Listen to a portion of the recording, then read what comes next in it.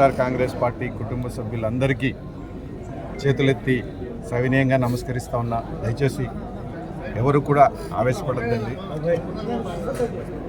ముఖ్యమంత్రి గారి నిర్ణయం ఏదైనా, వైఎస్ఆర్ కాంగ్రెస్ పార్టీ అధిష్టానం నిర్ణయం ఏదైనా కూడా దాన్ని మనందరం కూడా శిరసావహించాల్సిందే. వారు చూపిన బాటలో మనందరం కూడా నడవాల్సిందే. దయచేసి ఎవరు కూడా ఆవేశపడద్దని మనవి చేస్తూ ఉన్నా. పార్టీ ఇంకా నిర్ణయం తీసుకోలేదు. గౌరవ ముఖ్యమంత్రి గారి నిర్ణయం ఇంకా ప్రకటించలేదు.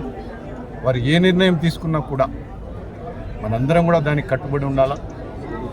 కదిరి నియోజకవర్గం వైఎస్ఆర్ కాంగ్రెస్ పార్టీ పెట్టని కోట. వరుసగా 2 సార్లు గెలిచిన ఒకే ఒక్క నియోజకవర్గం కదిరి, ఉమ్మడి అనంతపురం జిల్లాలో.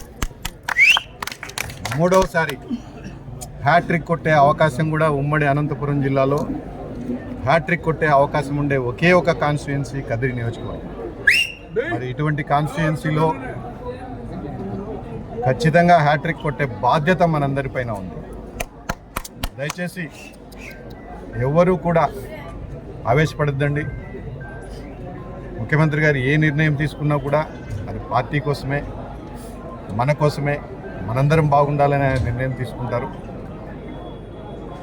ఏదైనా మన మధ్యలో ఇబ్బందులు ఉంటే పెద్దలున్నారు, పెద్దలతో ఖచ్చితంగా మాట్లాడి వాటన్నిటికి కూడా పరిష్కరించుకుందాం. దయచేసి అంతవరకు కూడా ఎవ్వరూ ఎటువంటి ఆవేశపడే కార్యక్రమాలు చేయకుండా గౌరవ ముఖ్యమంత్రి గారు చూపించినటువంటి బాటలో మనందరం కూడా నడుద్దాం. వైఎస్ఆర్ కాంగ్రెస్ పార్టీ 3వసారి కదిరి నియోజకవర్గంలో జెండా ఎగరేయడానికి మనందరం కూడా ఖచ్చితంగా పనిచేయాలని చెప్పి మీకు అందరికీ కూడా చేతులెత్తి సవినయంగా నమస్కరించి చెప్తా ఉన్నా. Thank you. ఏదైనా కూడా ఖచ్చితంగా మేమందరం కూడా శిరసావహిస్తాం. మా బాధ్యత అది. ఆ వ్యక్తి ఎవరు అన్నది మేము చూడం.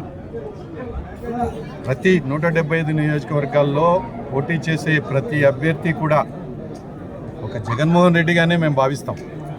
సో ఎవరు అభ్యర్థి అయినా కూడా మా భుజాల మీద మోసి మళ్ళీ 3వసారి కదిరిలో వైఎస్ఆర్ కాంగ్రెస్ పార్టీని ఖచ్చితంగా గెలిపించాం.